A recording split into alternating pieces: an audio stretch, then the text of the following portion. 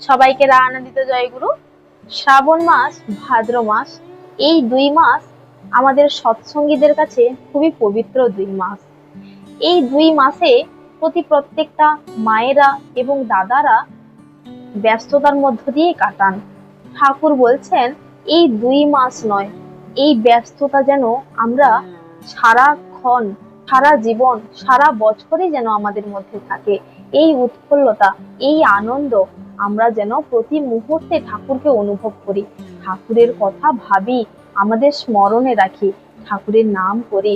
এই 2 মাস এলে সৎসঙ্গীরা উৎফুল্লতার সঙ্গে দিন কাটায়, যে কখন ঠাকুরের চরণে একটু যাব, ঠাকুরের নাম গান শুনবো, ঠাকুরের কীর্তন শুনবো, ঠাকুরের আলোচনা শুনবো, ঠাকুরের গ্রন্থাদি পাঠ হবে, এই নিয়েই মাতামাতি চলে এই 2 মাস। কিন্তু আমরা এই 2 মাস নয়, আমরা সারা বছর যেন ঠাকুরকে নিয়ে এইভাবে মেতে থাকতে পারি। 14ই শ্রাবণ রবিবার বড় মায়ের জন্মদিবস। এই শ্রাবণ মাসে চারিদিক সবুজে সবুজে ভরা, এত সুন্দর মাঠ ঘাট, প্রকৃতি যেন সবুজে সবুজ হয়ে ওঠে, এত চিরসবুজ যে আমাদের মন প্রাণ খুলে যায়। আনন্দের সহিত ঠাকুর বলেছিলেন যে তোদের বড় মা হচ্ছে পাহাড়ের স্বরূপ। পাহাড়ে যেমন প্রত্যেকটা গাছ গাছালি কেউ লাগাতে হয় না, একা থেকেই হয়, একাই জন্ম নেয়, এবং প্রকৃতি যেন পাহাড়েরই সৌন্দর্য। সেই সৌন্দর্য ছিল বড় মার মধ্যে। ঠাকুর বড় মাকে এই প্রকৃতির সঙ্গে তুলনা করেছেন। এই প্রকৃতি যেমন চির সবুজে সবুজ আমাদের তৃপ্তি প্রদান করে, আমাদের আনন্দ প্রদান করে, তেমনি বড় মা আমাদের ছিলেন। বড় মা খুবই সরল শান্ত প্রকৃতির ছিলেন, তার জন্যই ঠাকুর বড় মাকে পাহাড়ের সঙ্গে তুলনা করেছেন। যেমন পাহাড় শান্ত সরল প্রকৃতির, আর এত মাধুর্যময় দেখতে, যেন পাহাড়ের ওপরে যেমন মানুষ উঠলে তার মন প্রাণ তৃপ্ত হয়ে যায়, শান্ত হয়ে যায়, তেমনি ছিলেন আমাদের বড় মা। আমাদের বড় মার সঙ্গে যারা সঙ্গ করেছেন তারাই বলেন যে আমাদের বড় মায়ের মতো মা আর হয় না। তিনি শুধু মা নন, তিনি জগৎ জননী, তিনি সবারই মা। মায়ের এমন আচার আচরণ, সবার মধ্যে এত মলিনতা, এত মিশে গিয়ে সবার সুবিধা অসুবিধা তিনি খোঁজ খবর রাখতেন। এক মা বড় মাকে বললেন, বড় মা আমি কি আমার লক্ষ্মীর আসনে তোমাকে, তোমার ফটো রেখে আমি ঘর সাজিয়ে, আমি আম পল্লব দিয়ে আমি কি তোমাকে পুজো করতে পারি?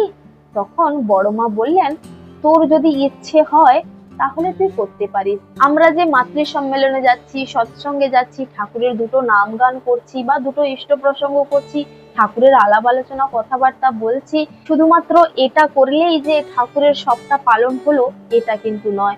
এই যে ঠাকুরের গ্রন্থাদি, ঠাকুরের অনুশাসন বাদগুলি যদি আমি নিজের মধ্যে আয়ত্ত না করতে পারি, আমার মধ্যে মূর্ত করে ফুটিয়ে না তুলতে পারি, তাহলে কিন্তু আমার মাতৃ সম্মেলন সার্থক কখনোই হবে না। মাতৃ সম্মেলন সৎসঙ্গ তখনই সার্থক হবে যখন আমি ঠাকুরের প্রতি প্রত্যেকটা অনুশাসন বাদকে আমি আমার নিজের মধ্যে চরিত্রায়ন করে ফুটিয়ে তুলতে পারবো, যেন আমাকে দেখে জগৎ সংসার বিচার করে আমার গুরু কেমন। তাই তো ঠাকুর বলছেন, তোমার চলন বলন এমন হবে বিশ্ব জুড়ে চেয়ে রবে, তোমায় দেখে সুধায় যেন কি করলে এমন হবে। এই তো জীবন, তখন তুমি বলবে তাদের সদ্গুরু শরণ নাও, সদ্গুরুর আদেশ নির্দেশ নিষ্ঠা ভরে পালন করো। এই তো যাজন। তাই আমাদের আচার আচরণগুলি, আমাদের গুণাগুণগুলি আমরা বড় মায়ের মতো করব বলে সেই ভাব, সেই নিষ্ঠা, সেই ভক্তি নিজেদের মধ্যে আয়ত্ত করব বলে আমরা মাতৃ সম্মেলন সৎসঙ্গে গিয়ে একত্রিত হই। ঠাকুর মায়েদের উদ্দেশ্যে 8টি বৈশিষ্ট্যের কথা বলেছেন। সেই বৈশিষ্ট্যগুলি যদি একটা নারীর মধ্যে থাকে, তবে তাকে জননী থেকে, মা হওয়া থেকে কেউ আটকাতে পারে না। আমাদের বড় মার মধ্যে এই সব গুণ ছিলেন। তার প্রতি ভক্তি, এত নিষ্ঠা, এত ভক্তি সহকারে তিনি ঠাকুরের খেয়াল রাখতেন, ঠাকুরের সুবিধা অসুবিধা সবটা দেখতেন। একদিন বড় মা ঠাকুরের জন্য রান্না করে নিয়ে এসেছেন ডাল ভাত। ঠাকুর স্নানে যাওয়ার আগে বড় মাকে বলছেন, বড় বউ আমার আজকে খিচুড়ি খেতে খুবই মন চাইছে, তুমি যদি চাও তাহলে আমাকে খিচুড়ি খাওয়াতে পারো। এই কথা বলে ঠাকুর স্নানে গেলেন। ঠাকুরের খাবার দাবার সবই তৈরি করে ফেলেছিলেন বড় মা, কিন্তু যখনই স্বামীর মন হয়েছে তখনই বড় মা ওই ডাল ভাত আর ঘি দিয়ে সুন্দর করে খিচুড়ি রান্না করে দিলেন। তখন ঠাকুর স্নান করে এসে যখন দেখেন বড় মা খিচুড়ি রান্না করেছে, দেখে ঠাকুর অতি প্রসন্ন হয়ে বললেন, বাহ বড় বউ, আমি যাই বলি তুমি কখনো না করো না, অতি সত্বরই সেটা বাস্তবায়িত রূপ দাও। তাই বড় মায়ের মতো প্রতি নিষ্ঠা, প্রতি ভক্তি, এই রকমটা যেন আমাদের মধ্যে চালিত করতে পারি। ঠাকুর বলছেন যে যখনই তার আদেশ নির্দেশ আসবে সেটিকে কোনো বিনা আপত্তিতে, বিনা ওজরে নাকি পরম আনন্দে পালন করতে বলছে, তবেই আমাদের জীবন সাফল্যের দিকে আমরা অগ্রসর হতে পারবো। ঠাকুরের কর্মটাকে পিছিয়ে রাখি, এই আমাদের ডিপি ওয়ার্কের মধ্য দিয়ে কত নতুনত্ব মানুষের সঙ্গে যোগযুক্ত হতে পারছি, তাদের সুবিধা অসুবিধায় আমরা পাশে দাঁড়াতে পারছি, এটাই হচ্ছে আমাদের পরম সৌভাগ্যের।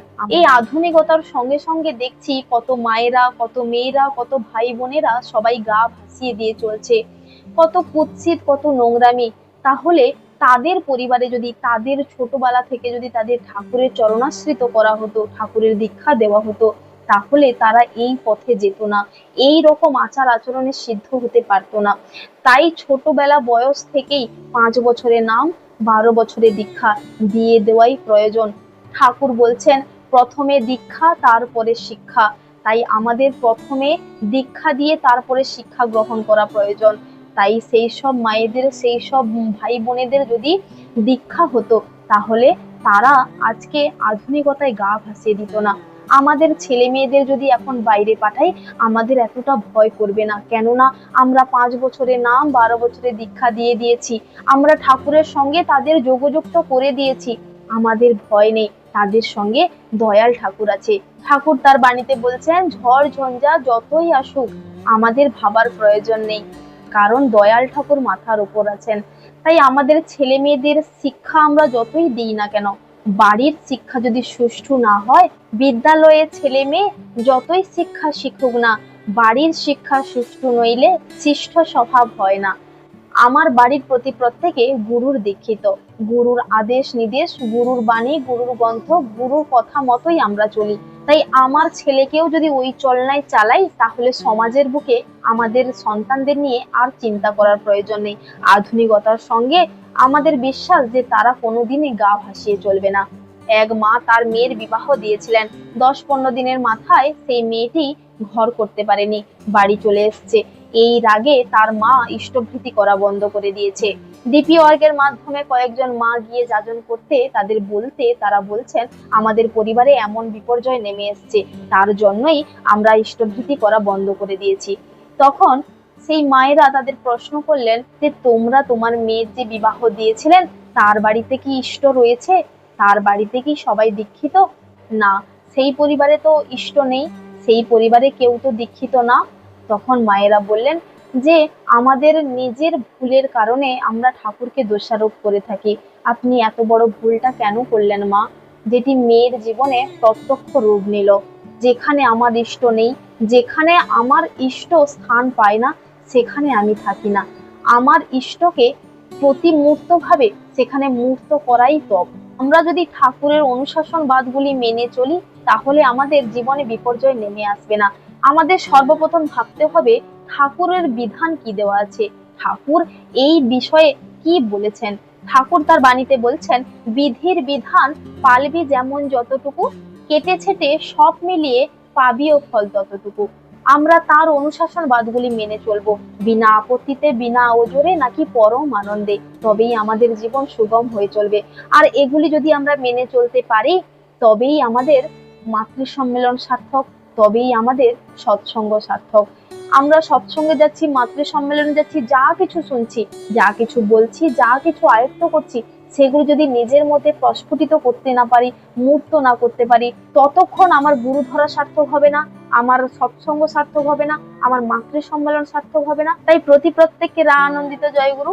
শুভ ভাদ্র মাস, শ্রাবণ মাস, এই 2 মাস সৎসঙ্গীরা খুবই আনন্দ করুন, ঠাকুরকে নিয়ে মেতে থাকুন। পরম পিতার কাছে সবার মঙ্গল কামনা করি।